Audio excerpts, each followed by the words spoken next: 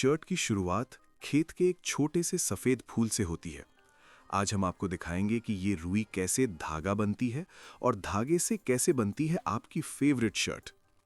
इस कहानी को पूरा देखने से पहले प्लीज़ हमें सब्सक्राइब करें ताकि हम ऐसे ही आपके लिए दिल से काम करते रहें।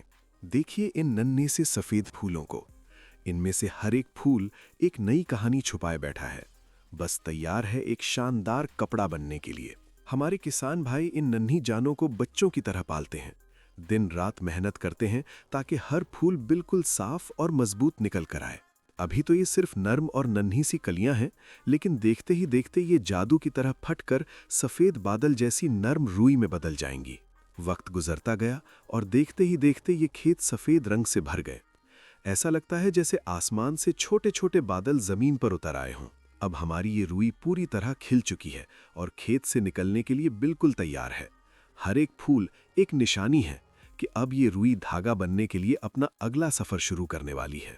अब वक्त आ गया है मेहनत का फल समेटने का। किसान भाई बड़ी होशियारी और नर्म हाथों से इस रुई को तोड़ते हैं ताकि इसका एक एक रेशा यानी फाइबर बिल्कुल महफूज और साफ रहे। कहीं किसान के हाथ इस रुई को चुनते हैं तो कहीं बड़ी बड़ी मशीन्स ये काम करती हैं। तरीका कोई भी हो, कोशिश बस यही होती है कि आप तक पहुंचने वाली रुई की शान और चमक में कोई कमी ना आए। फिर इस सारी बिखरी हुई रुई को ध्यान से एक जगह जमा किया जाता है। ये नर्म नर्म ढेर अब बिल्कुल तैयार हैं पोटलियों में बंद कर फैक्ट्री जाने के लिए। बड़े बड़े बैग्स में भरकर ये रुई अब निकल पड़ी है फैक्ट्री की तरफ। खेत का सफ़र यहाँ ख़त्म हुआ और आपकी शर्ट बनने की असली कहानी अब यहाँ से शुरू होती है। फैक्ट्री पहुँचते ही रुई का काम शुरू हो जाता है।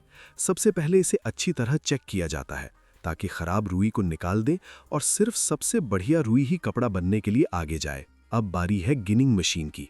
ये मशीन एक जादू करती है, रुई के अंदर से बीजों को अलग कर देती है ताकि हमें मिल सके बिल्कुल साफ और नर्म रुई जो कपड़ा बनाने के काम आएगी। रुई का एक एक नर्म तिनका बहुत कीमती है क्योंकि इन्हीं नन्हे धागों से मिलकर आपका मजबूत कपड़ा बनता है।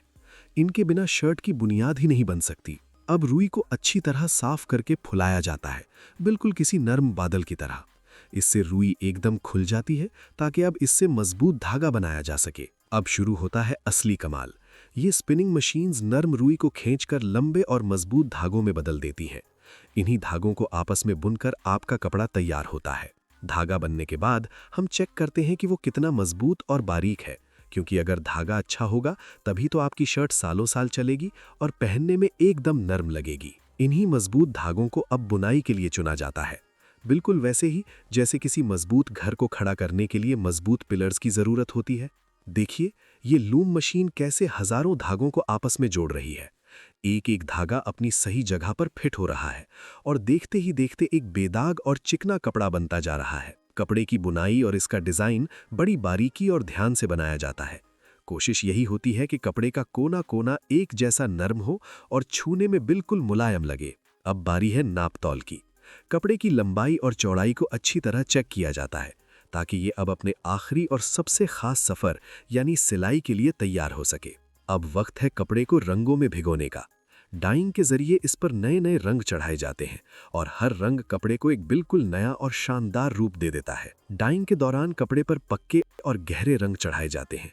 ये रंग ना सिर्फ देखने में खूबसूरत हैं, बल्कि धुलने पर भी हमेशा ताज़ा दम और चमकदार रहेंगे। अब इन्हीं कपड़ों से वही शर्ट्स तैयार की जाती हैं जो आप रोज़ बाज़ारों से खरीदते हैं।